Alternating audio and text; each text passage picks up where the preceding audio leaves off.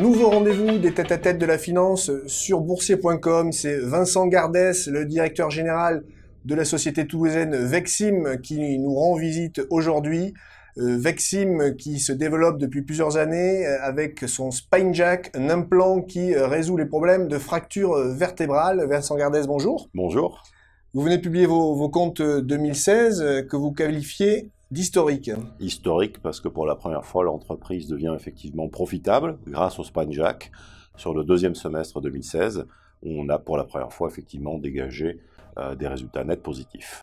Un équilibre qui a été rendu possible par la forte progression des ventes et notamment ça s'est matérialisé en fin d'année, le quatrième trimestre. Quatrième trimestre très historique, bon. très élevé, bien entendu. En chiffre d'affaires, ça donnait au-dessus de 5 millions d'euros sur le quatrième trimestre et sur l'année, 18,5 millions d'euros avec une croissance du chiffre d'affaires de 33% par rapport à 2015. Donc 18,5 millions d'euros, juste pour mémoire, lorsque vous étiez arrivé en bourse en 2012, vous aviez un historique d'1 million d'euros seulement. Hein. Oui, tout petit, donc c'est un très très beau parcours.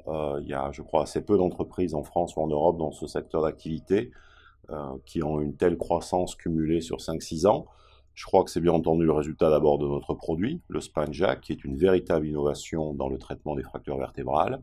Également le fait que nous ayons choisi dès l'introduction en bourse, il y a de ça 5 ans, un choix de distribution commerciale en direct via des filiales sur les 5 plus gros pays européens et bien entendu la qualité de nos collaborateurs sans qui tout cela n'aurait pas été possible. Donc forte croissance et ce que vous expliquez au marché, c'est que ça va se poursuivre en 2017 avec des objectifs ambitieux là encore. On le souhaite, on vise encore comme objectif cette année en 2017 une croissance de l'ordre de 30 à 35% du chiffre d'affaires, c'est-à-dire en pourcentage la même chose que l'année dernière.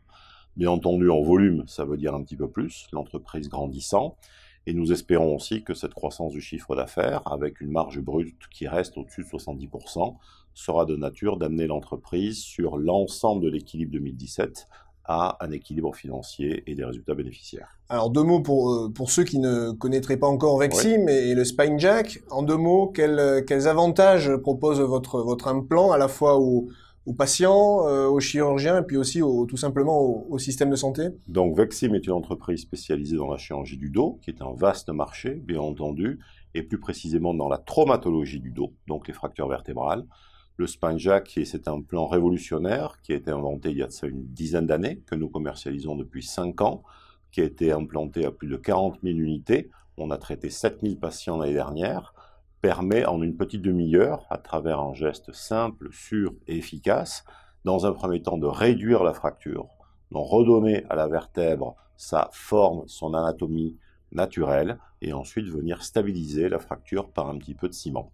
Ça permet aux gens de recouvrer très rapidement une capacité fonctionnelle proche de la normale, et c'est une chirurgie que l'on fait d'ores et déjà dans certains pays en ambulatoire.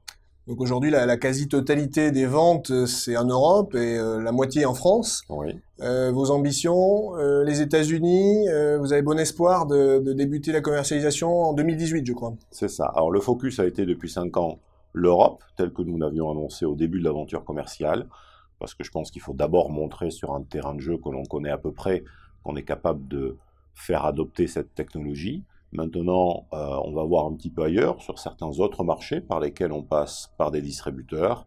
Et ensuite, dès l'année prochaine, les États-Unis, qui est le plus gros marché mondial, à peu près 450 à 500 millions, 50% du marché mondial, sur lequel on pense donc se lancer dès que nous aurons l'agrément de la FDA, c'est-à-dire vraisemblablement au cours du printemps ou de l'été 2018. Avec un partenaire sur place, a priori? Alors, c'est une question qui reste à trancher. Soit on peut y aller en direct, c'est-à-dire essayer de répliquer un peu le modèle que nous avons en Europe.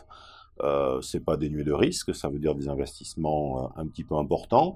On a eu la chance l'année dernière de dégager une trésorerie nette positive sur le deuxième semestre. On a aujourd'hui à peu près 10 millions d'euros en trésorerie. On peut utiliser une partie de ces fonds pour ce projet américain. On n'a pas prévu de faire appel de nouveau au marché. On est quand même très conscient des préoccupations de nos actionnaires en termes de dilution. Donc le choix d'un partenaire stratégique aux États-Unis peut également être une option tout à fait valable. On discute actuellement avec quelques acteurs américains qui, fort de notre succès en Europe, sont très intéressés par ce type de technologie pour le marché américain. D'accord, et on aura retenu donc pas de nécessité de faire appel au marché. Non. Vous avez les reins solides.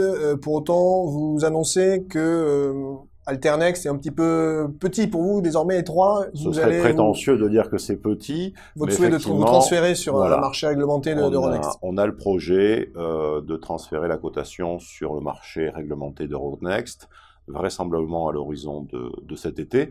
C'est un transfert technique qui ne sera pas accompagné d'opérations financières et bien entendu pas de levée de fonds. Mais nous pensons que l'entreprise grandissant, devenant de plus en plus internationale, c'est de nature à donner un petit peu plus de visibilité et aussi pour certains investisseurs potentiels étrangers, ce marché réglementé apporte quelques garanties supplémentaires. Ce qui devrait aussi accompagner un petit peu le changement de statut de Vexim. En termes d'investissement, qu'est-ce que vous annoncez au marché? Il faut rester les meilleurs, j'imagine, sur ces marchés concurrentiels. Ça nécessite des fonds aussi importants? Alors, les investissements ont eu lieu quand même ces 3-4 dernières années, d'abord en R&D et puis ensuite surtout dans cette force commerciale en direct en Europe. Aujourd'hui, nous sommes plus sur des gains de productivité, une croissance profitable et rentable pour essayer de commencer à rendre à nos actionnaires tout le soutien dont nous avons bénéficié depuis maintenant une dizaine d'années. La société reste très focalisée sur les fractures vertébrales, la traumatologie du dos. Je ne souhaite pas devenir un acteur générique qui fasse un petit peu de tout. Ceci en étant dit, nous avons quand même 1 ou 2 programmes de R&D afin, autour de la plateforme du SpineJack et en utilisant les excellents brevets que nous avons sur le SpineJack, de pouvoir étendre le champ des indications et pouvoir donc faire profiter à plus de patients qui souffrent de fractures du dos ce type de technologie. Des nouvelles avancées donc que nous suivrons. Vincent Gardès, merci. Merci à vous.